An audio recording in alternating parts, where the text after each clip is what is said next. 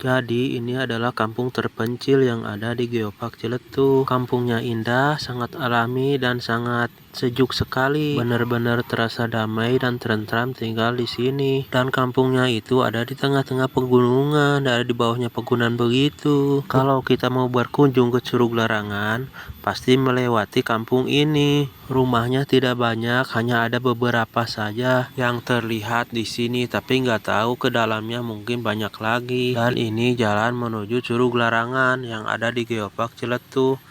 Jalannya seperti ini, banyak sekali pepohonan. Jadi kita mapai jalan setapak untuk sampai ke Curug Larangan. Dan kita juga melewati jalan sasak seperti ini.